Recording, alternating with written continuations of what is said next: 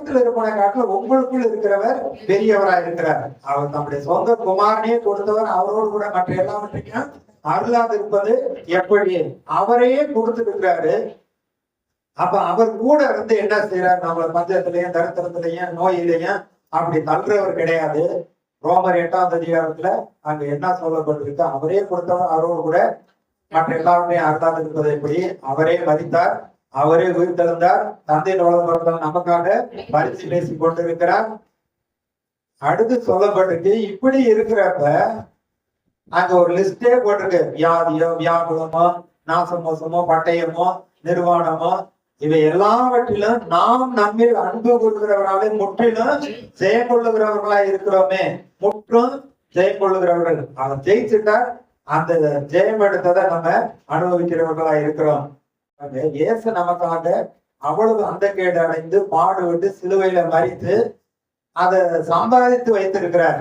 இது நம்ம வாழ்க்கையில வரணும் அப்படின்னா அவரிடத்துல அன்பு கூர்ந்து அவரை நேசித்து அவர்கிட்ட பிரியமா இருந்து, ஆண்டவரே நீர் வைத்திருக்கிற நினைவுகளை நான் என்னுடைய நினைவுகளா மாற்றிக் கொள்ளுகிறேன், அந்த நன்மையெல்லாம் எனக்கு வரட்டும், சுகம் உண்டாகட்டும், விடுதலை உண்டாகட்டும்னு அப்படி அவரை நேசிக்கிறவர்களா இருக்கணும். அவருடைய வார்த்தையை நம்ம அறிக்கையிடுகிறவர்களா இருக்கணும். அவரை புகழ வேண்டும்.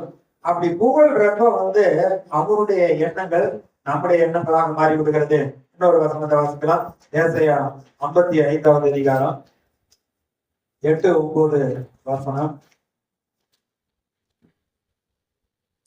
57 8-9 வசனம். என் நினைவுகள் உங்கள் நினைவுகள் அல்ல, உங்கள் வழிகள் என் வழிகளும் அல்ல என்று கர்த்தர் சொல்லுகிறார்.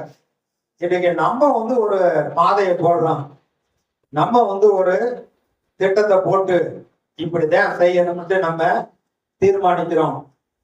கர்த்தருடைய வாக்குத்தத்த வசன ஆதாரம் இல்லாம, ஆவியானவருடைய ஒரு வெளிப்பாடு வழி நடத்துதல் இல்லாம நம்மளா நம்ம வாழ்க்கையை வாழ்ந்துக்கலாம்னு ஒரு திட்டத்தை போடக்கூடாது. அது போட்டோம்னாக்க அது வசனத்துக்கு புறம்பா, சித்தத்துக்கு புறம்பா நம்ம யோசித்து செய்கிறப்ப அந்த வழிகள் வாய்க்காது. அதான் சொல்றாரு, என் நினைவுகள் உங்கள் நினைவுகள் அல்ல. என் நினைவுகள் உங்கள் நினைவுகள்னா நான் சொன்ன வார்த்தையை கேட்டு அதை அப்படியே பிடித்து கொண்டு அதே நீங்க விசுவாசிக்கிறவங்களா இருப்பீங்க. என் வழிகள் உங்கள் வழிகள் அல்ல. ஏன்னா உங்களுடைய வழிகள் வித்தியாசமா இருக்கு, என் வழி வேற. நானே வழி சத்தியமும் ஜீவனுமா இருக்கேன், என்னை இல்லாமல் ஒருவனும் பிதாவிடத்துல வரான்னு சொல்றாரு. அடுத்து பாருங்க, பூமியை பார்க்கலாம் வானம் எப்படி உயர்ந்திருக்கிறதோ அப்படியே உங்கள் வழியை பார்க்கல என் வழிகளும், உங்கள் நினைவுகளை பார்க்கலும் என் நினைவுகளும் உயர்ந்ததா இருக்கிறது.